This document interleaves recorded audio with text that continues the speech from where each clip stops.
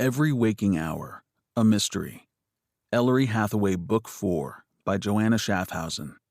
Narrated by Seth Podowitz and Danielle Gensler. 1.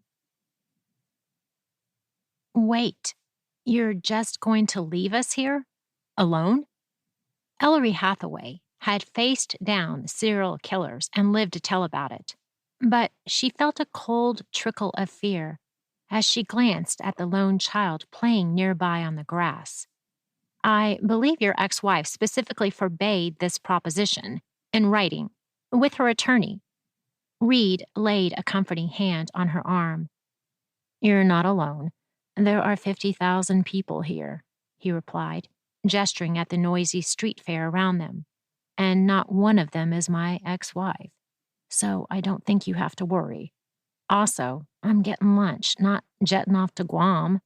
It'll be 10 minutes at the most.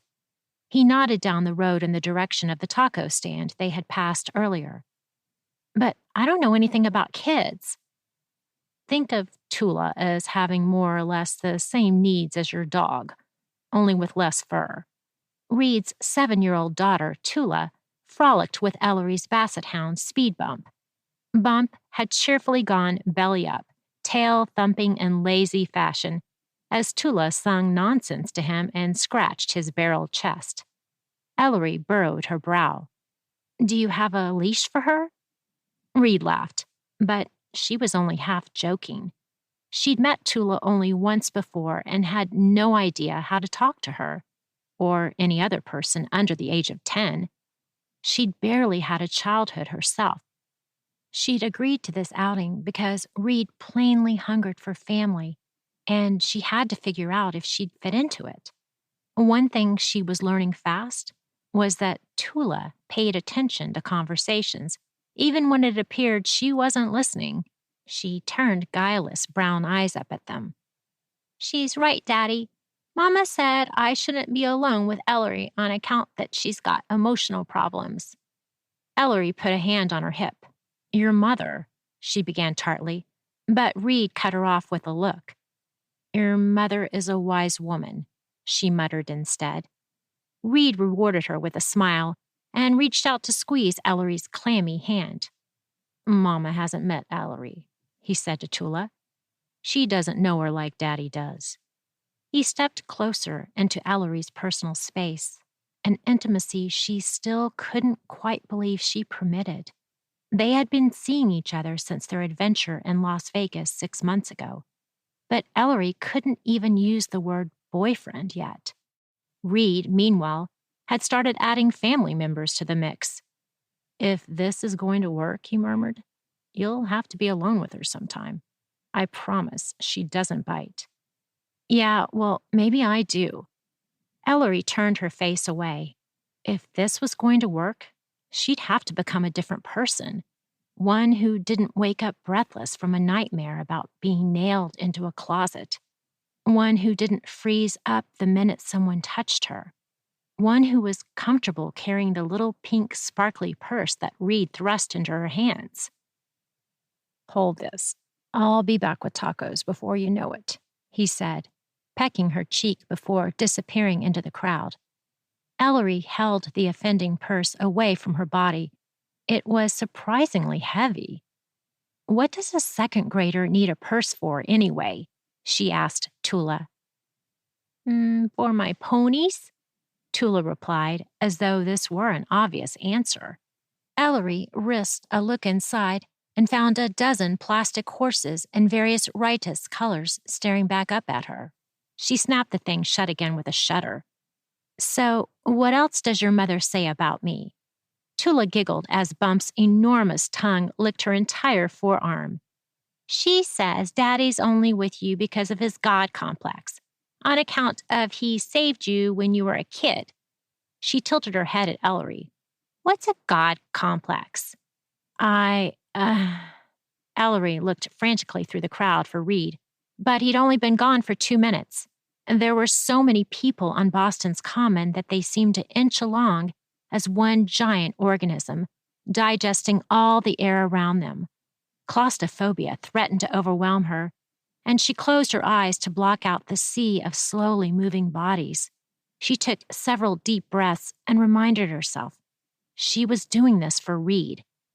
She had to pretend to be socially normal for at least a few hours, smile at strangers, not go for her gun at the sharp pop of a child's balloon. Her heartbeat still skittered, but she pasted a smile on her face and resolved to make small talk with Reed's daughter. When she turned around, she found a herd of red-headed children had descended upon her dog.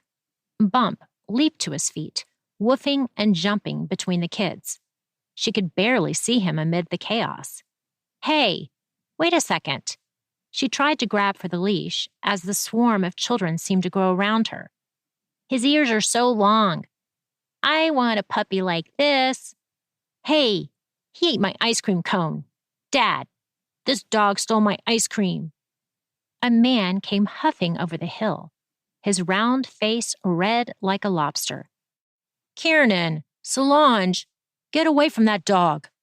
Boyd, you know you have allergies." The small one with the freckles increased his carping about the ice cream cone. He ate it in one gulp." The man confronted Ellery. "Did your mutt steal my son's ice cream cone?" Ellery eyed Bump, who sat amid the children grinning with his tongue hanging out, a satisfied gleam in his eyes. "I'm going to go with yes. You shouldn't bring him around people if he isn't better trained." "I could say the same thing about your kids." One of them had placed Bump in a headlock. Before the man could wind up his outrage even further, Ellery put up her hands. "Look, I'll give you the money for another cone, okay?" Anything to make the noise and grabby hands go away. The man took in the pink sequined bag Ellery had slung over her shoulder. "Fine. It was $5. $5? For a kitty cone?"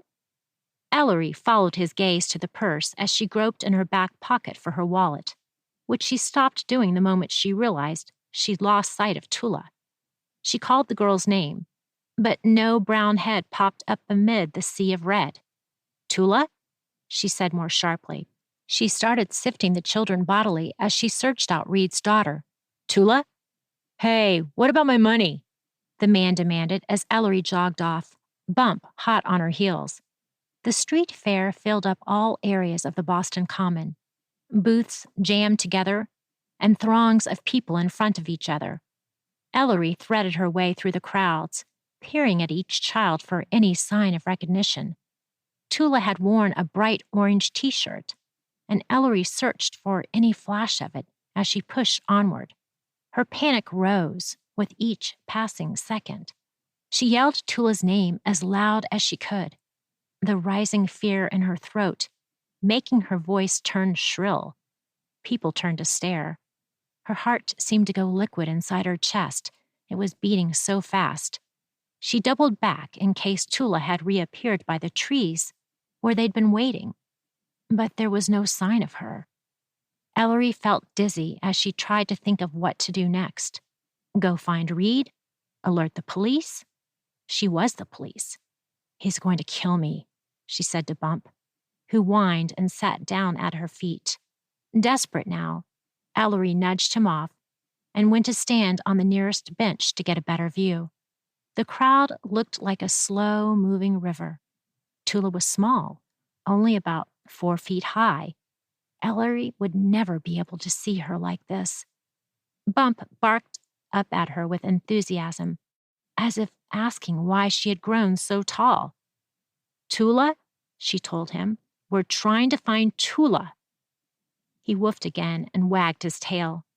His considerable nose dropped to the ground, and he began to snuffle. Watching him, Ellery seized on a slim hope. Bump was no trained working dog, but he'd been born with a nose that wouldn't quit. "Tula," she told him again, jumping down from the bench and shoving the purse under his nose. "Find Tula." She grabbed his leash, and her arm jerked as he set off resolutely in a northward direction. He took a meandering route directly through the crowds. She hoped like hell that he was on the scent of the little girl and not a hot dog.